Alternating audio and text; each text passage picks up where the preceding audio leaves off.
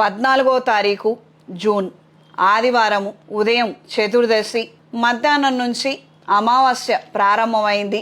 సోమవారం ఉదయం వరకు కూడాను అమావాస్య తిథి ఉన్నది. కాబట్టి చిన్నపిల్లలు ఈ టైంలో బయటికి వెళ్ళొద్దు. 12 సంవత్సరాల లోపల ఉన్నటువంటి చిన్నపిల్లల్ని తీసుకొని ఆదివారం పనులు పెట్టుకొని మాత్రం బయటికి సాయంత్రం వేళ వెళ్ళొద్దు.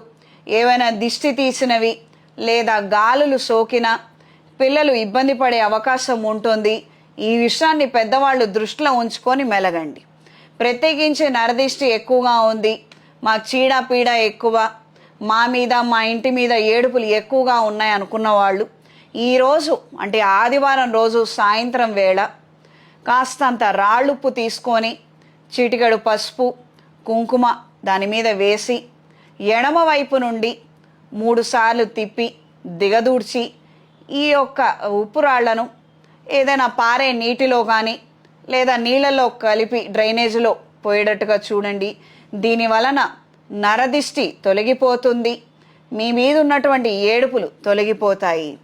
ఈ ప్రక్రియ అయిపోయిన తర్వాత దుర్గాదేవి అష్టోత్తరం చదవటం కానీ వినటం కానీ చెయ్యండి. దీని వలన మీకు మంచి జరుగుతుంది. సర్వే జనా సుఖినో భవంతు.